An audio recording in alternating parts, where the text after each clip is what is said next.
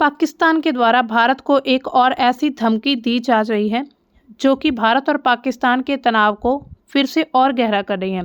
तो नमस्कार दोस्तों, स्वागत है आपका हमारे जियो पॉलिटिक्स अनलॉक में। यहाँ पर हम बात करने वाले एक ऐसी न्यूज़ के बारे में, एक ऐसी अपडेट के बारे में जिसमें जो पाकिस्तान सेना प्रमुख आसिम मुनीर हैं, उन्होंने चेतावनी दी है भारत को कि भारत की भौगोलिक प्रतिरक्षा को नष्ट कर देगा।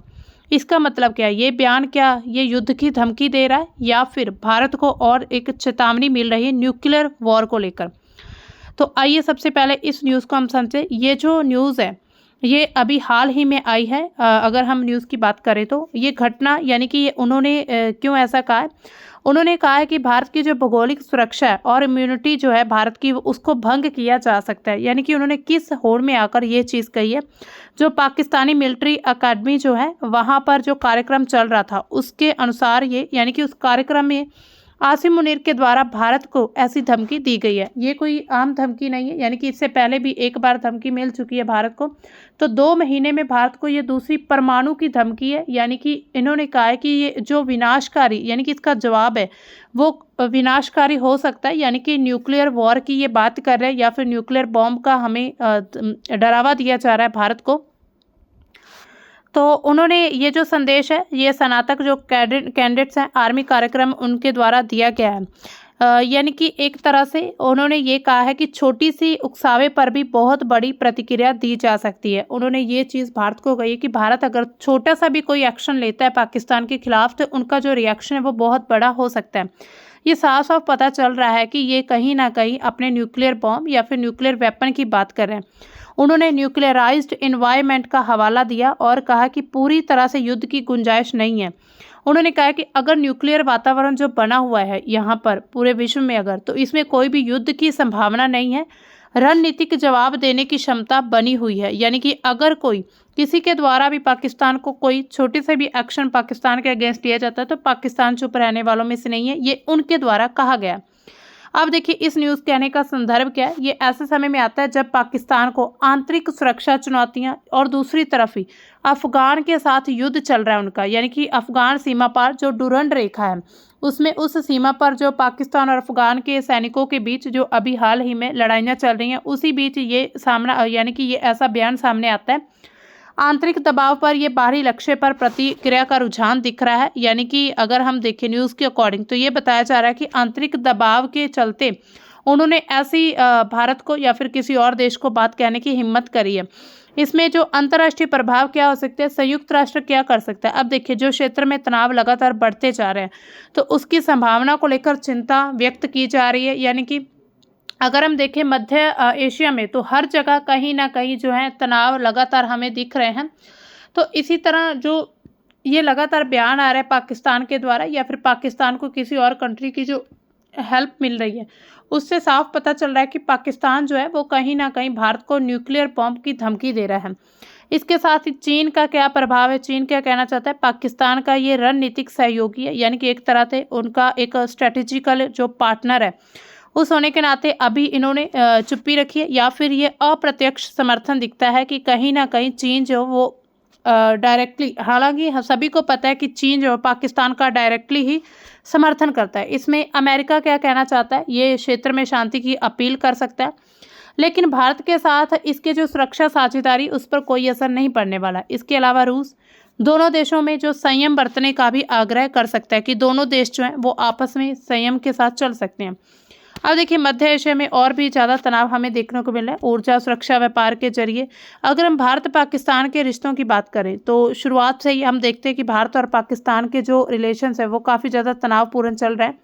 अभी हाल ही में जो इसी साल ही जो अभी अप्रैल मई में जो एक ऑपरेशन सिंदूर किया गया था, उससे पहले जो पहलगाम जो अटैक हुआ है तो उसके चलते, यानी कि उससे पहले भी जो मुनीर थे आसिम मुनीर, उनके द्वारा ये चीज़ कही गई थी कि जो भारत है यानी कि उसकी भौगोलिक स्थिति को नष्ट कर सकता है।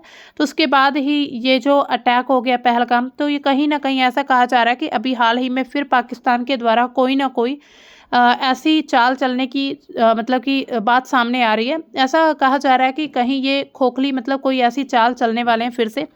अब इस बयान के भारत पर क्या प्रभाव पड़ सकते हैं? तो राजनीतिक प्रभाव देखें तो भारत संयुक्त राष्ट्र अंतर्राष्ट्रीय मंचों पर पाकिस्तान के बयान को चुनौती देने का मौका है, भारत के पास चुनौती दे सकता है। सैन्य प्रभाव क्या है? सीमा पर जो सतर्कता, यानी कि हमें ज़्यादा एक्टिव रहना होगा, इंटेलिजेंस मॉनिटरिंग को बढ़ाना होगा, और उसके साथ ही हमारी जो सैन्य क्षमता लगातार बढ़ रही है, हालांकि उसको और ज़्यादा बढ़ाने की ज़रूरत है। आर्थिक प्रभाव क्या हो सकते हैं? जो विदेशी इन्वेस्टर्स हैं उन्हें असुरक्षा की भावना नज़र आ रही है, यानी कि उनको भी डर है कहीं अगर भारत में ऐसा कुछ वॉर जैसी सिचुएशन बन जाती तो उनके जो भी इन्वेस्ट किए हुए जितना भी मनी है वो डूब सकता है। इसके साथ ही कूटनीतिक प्रभाव क्या है? जो भारत अपनी रणनीतिक जो राजनीतिक साझेदार है, जिसमें अमेरिका, फ्रांस, जापान, उनसे सहयोग, सुरक्षा और सूचना साझेदारी मजबूत कर सकता है, यानी कि क्वाड के जरिए उन देशों की सहायता भी ले सकता है। हालांकि भारत जो है अभी अपनी विदेश नीति के जरिए बाकी सभी देशों के साथ अपने जो संबंध है मजबूत करने की कोशिश कर रहा है। अब भारत की प्रतिक्रिया क्या है? पाकिस्तान को क्या जवाब दिया भारत ने? कूटनीतिक जवाब दिया। विदेश मंत्रालय ने जो बयान दिया उसको यानी कि उन्होंने इसको गैर जिम्मेदाराना और भड़काऊ कहा है कि ये एक तरह से भारत को भड़काने वाला ही है, कि पाकिस्तान खुद चाहता है कि हम, यानी कि भारत जो है वो पाकिस्तान के साथ लड़ाई करे, युद्ध करे।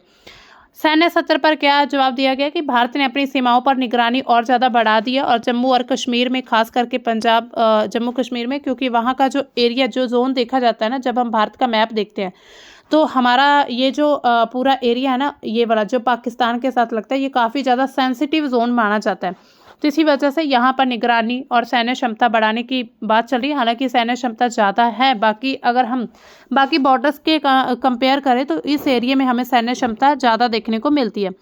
राजनीतिक प्रतिक्रिया क्या? भारत सरकार ने संसद में कहा है कि ये भारत की संप्रभुता, भौगोलिक अखंडता जो है वो अटूट है, यानी कि किसी के कहने पर भी भारत का जो भौगोलिक अखंडता है वो नहीं टूट सकती।